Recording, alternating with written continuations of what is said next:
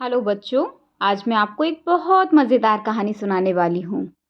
एक बार जंगल में mummy pig के साथ उसके 3 बच्चे सोनू, मोनू और गोनू रहते थे।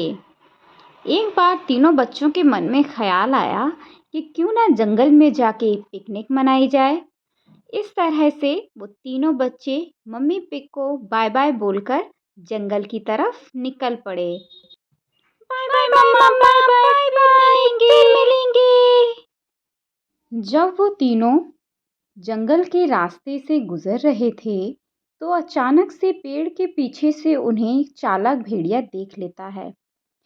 चालाक भेड़िया मन ही मन कहता है कि वाह रे मेरे देवता, आज तो खाने का अच्छा प्रबंध हो गया है। मैं इन तीनों बच्चों को खाकर अपनी भूख मिटाऊंगा। अरे मेरे मुंह से तो पानी गिरने लगा भाई। तीनों बच्चे भेड़िए की योजना से अनजान अपने रास्ते की ओर बढ़ चले। रास्ते में उनको एक घास फूस वाला मिला। बच्चों ने सोचा कि अब जब जंगल में आ ही गए हैं तो 2-4 दिन रुक के जाएंगे, तो क्यों ना यहाँ पर ही अपना घर बना लिया जाए। ऐसा विचार कर नन्हे पिग ने कहा, भैया ये घास फूस आप मुझे दे दीजिए, मैं इसका घर बनाऊंगा। भले आदमी ने वो सारी घास सोनू को दे दी और इस तरह सोनू ने खुशी खुशी अपना घास का घर बना लिया। देख रहे हो भाई लोग, मैंने कितना अच्छा अपना घर बनाया है। अब मैं इसमें खूब अच्छे से रहूंगा, खूब मौज करूंगा, ढेर सारा खेलूंगा। मोनू और गोनू सोनू को बाय बाय बोलकर आगे बढ़ गए। अचानक से रास्ते में उसको एक लकड़ी वाला मिला।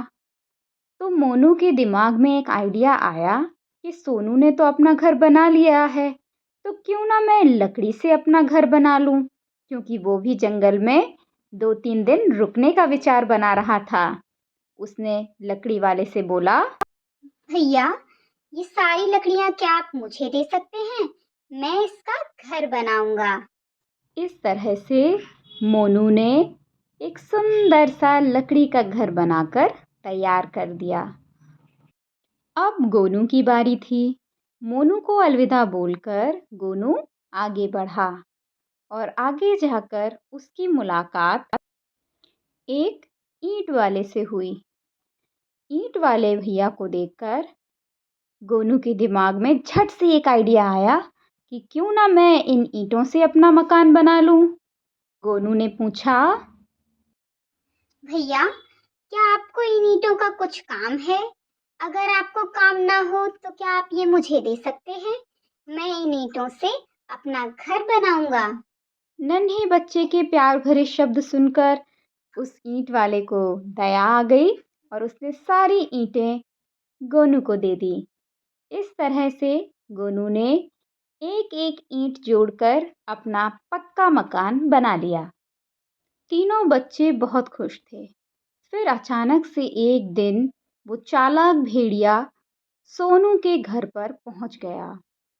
उसने सोनू का दरवाज़ा खटखटाया। खोलो खोलो, क्या मैं अंदर आ सकता हूँ? सोनू ने कहा, नहीं नहीं, तुम नहीं आ सकते। मैं दरवाजा खोलूंगा तो तुम मुझे खा लोगे।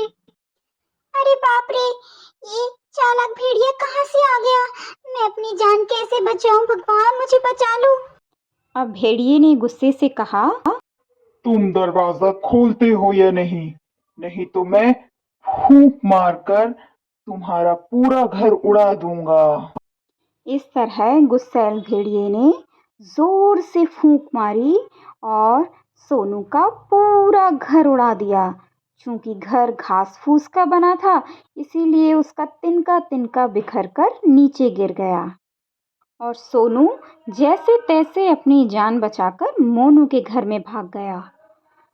भेड़िए को उधर भी चैन नहीं आया और वो मोनू के घर में भी पहुंच गया और उनसे बोला, खोलो, दरवाजा खोलो, नहीं तो मैं तुम्हारा घर भी फूंक मार कर उड़ा दूंगा।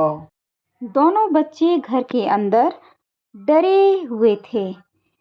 वो सोच रहे थे कि किस प्रकार से इस भेड़िए से अपनी जान बचाई जाए।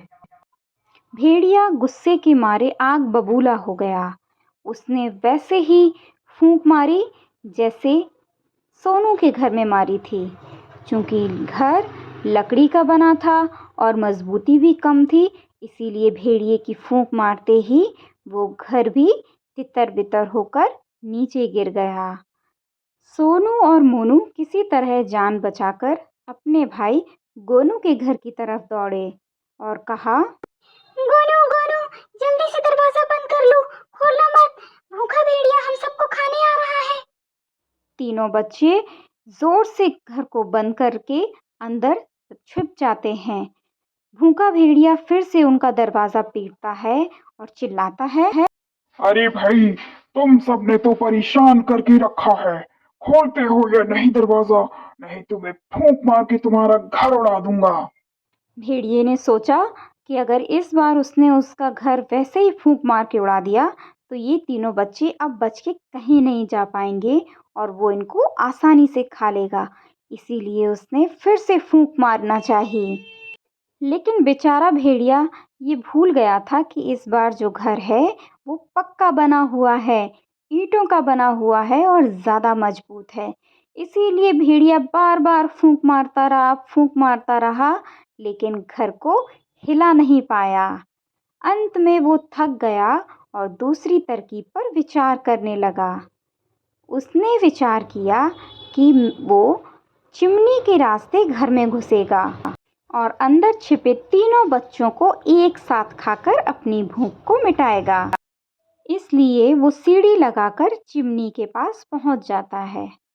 घर के अंदर छिपे बैठे बच्चे भेड़िए की इस तरकीब को भांप लेते हैं और योजना बनाने लगते हैं। बच्चे अपनी होशियारी और धैर्य का परिचय देते हैं और चिमनी के ठीक नीचे आग जला देते हैं और उस आग पर पानी भर के एक पतीला रख देते हैं। आग बहुत जोर की होती है, पानी उबलने लगता है। चालाक भेड़िया जैसे ही चिमनी के रास्ते घुसता है, सीधा जाके उस गर्म खौलते हुए पानी में गिर जाता है और चिल्लाने लगता है, उई मम्मा मर गया, मैं तो मर गया रे, ये कहाँ पहुंच गया मैं। अरे राम रे, चला डाला रे, चला डाला रे। भेड़िए को ऐसी हालत में देखकर तीनों बच्चे बहुत खुश हो जाते हैं और जोर जोर से हंसने लगते हैं।